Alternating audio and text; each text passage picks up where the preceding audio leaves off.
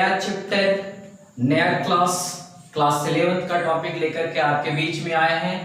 और ये जो हमारा चैप्टर है वो ट्रिग्नोमेट्रिक है, और ट्रिग्नोमेट्रिक का ही उसमें एक पार्ट है हमारा मेजरमेंट ऑफ एंगल, और इसी टॉपिक के बारे में आज हम लोग जानेंगे, है ना। ट्रिग्नोमेट्रिक ये चैप्टर बहुत इंपॉर्टेंट है आपके हर एक एग्जाम को लेकर के।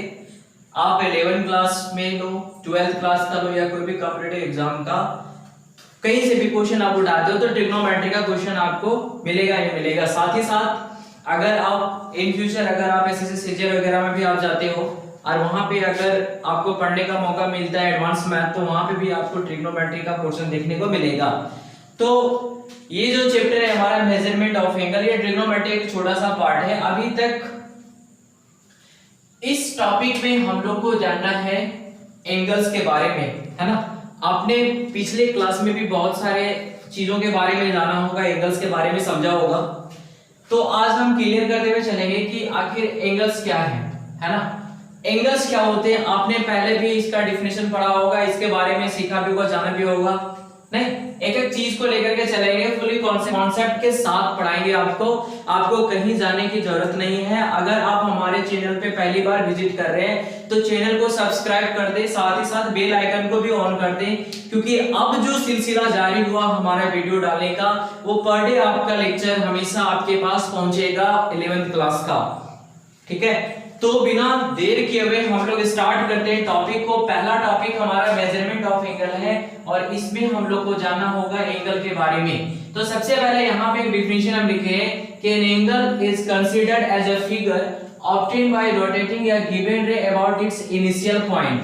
बारीकी से समझना है दोस्तों। सबसे पहले क्या बोला गया है कि an angle is considered as a figure obtained by rotating a given ray about its initial point.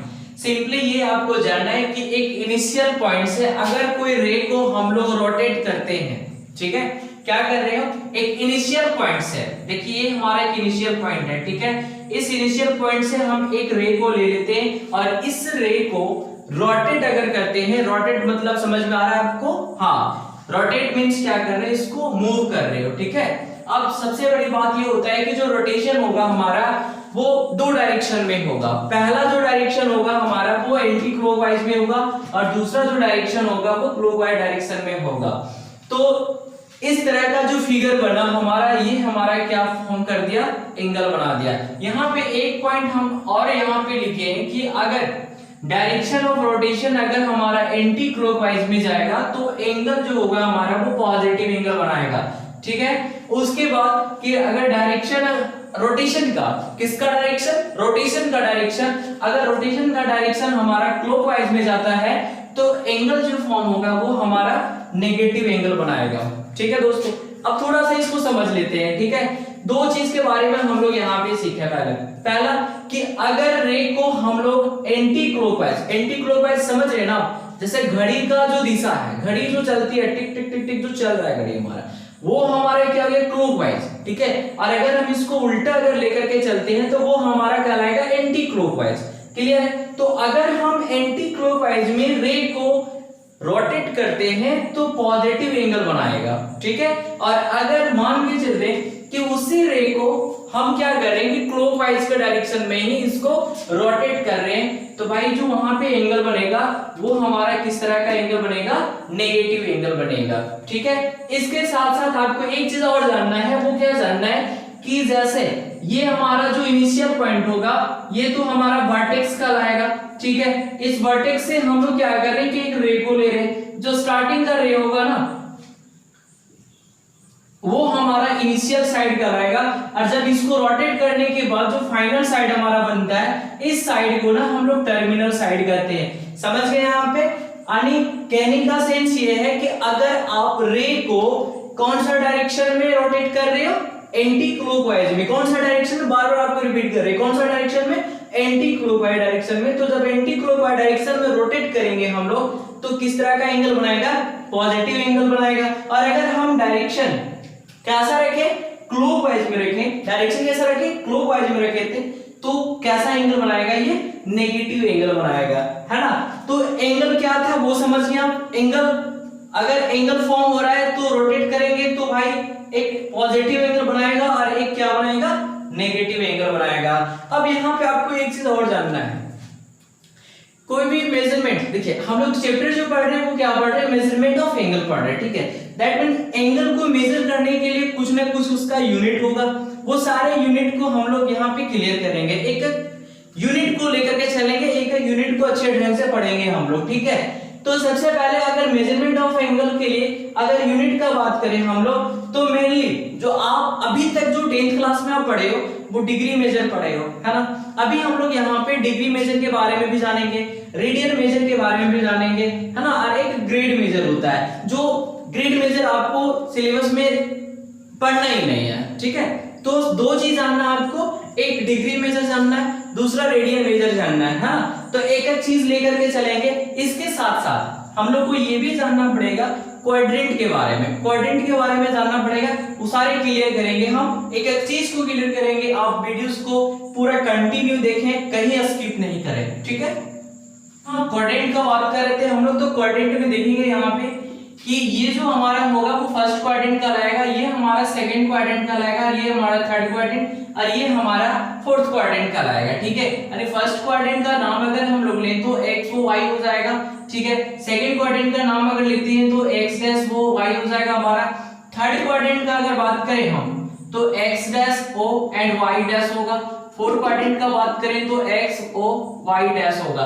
यानी टोटल हमारे पास जो है वो 4 क्वाड्रेंट है, और एंगल जो मेजर हो रहा है हमारा वो चारों क्वाड्रेंट में आसानी से हो सकते हैं। जैसे अगर हम छोटा सा एक एग्जांपल लेते हैं कि ये हमारा क्वाड्रेंट है, ठीक है। अब एंगल जो हो रहा है वो फर्स्ट क्वाड्रेंट में मेजर हो रहा है। देखो एंगल जो बन रहा है वो कहां पे बन रहा है, फर्स्ट क्वाड्रेंट में बन रहा है ना।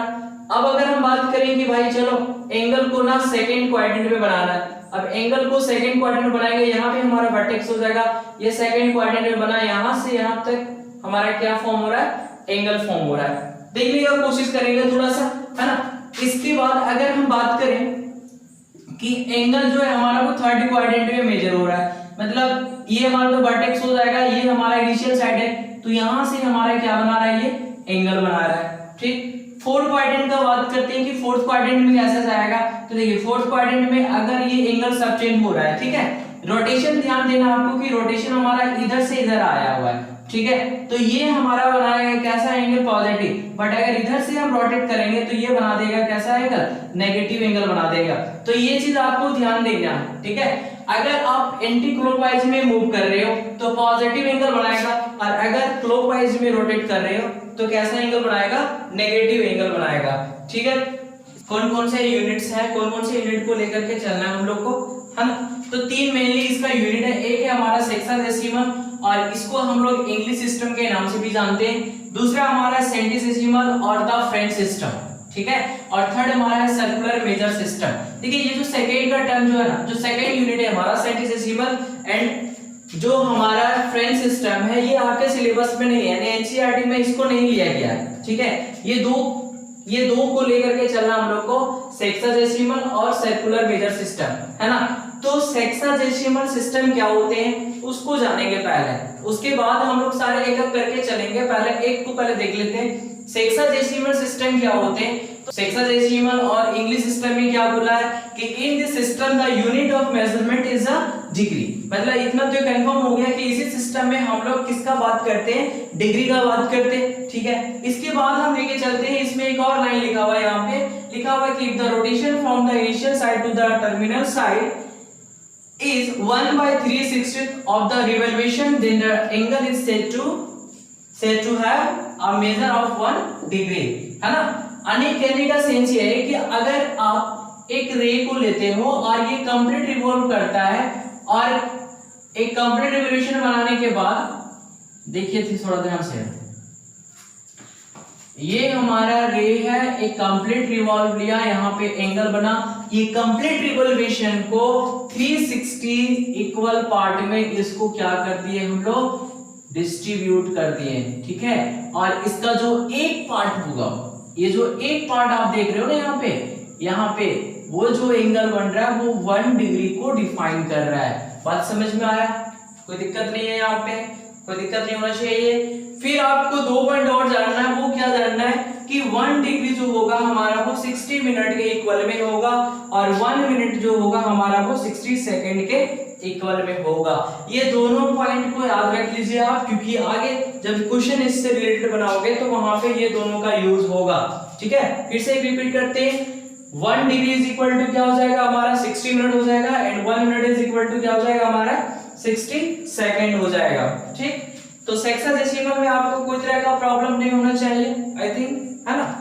सेकंड हम लोग बात करेंगे सेंटीडेसिमल और द फ्रेंच सिस्टम के बारे में। ठीक है, बोलता है कि in this system a right angle समझ रहे हो ना, राइट एंगल दैट मींस क्या होगा 90 डिग्री। बोलता है कि right angle is divided into 100 equal part. मतलब कहने का सेंस ये है कि ये हमारा 90 डिग्री है और इसको हम लोग क्या कर रहे हैं कि 100 इक्वल पार्ट में इसको क्या कर दे रहे हैं, डिवाइड कर दे रहे हैं। ठीक है, और उसका जो एक पार्ट जो होगा हमारा वो 1 ग्रेड को डिफाइन करेगा। ध्यान से समझ लीजिए इसको।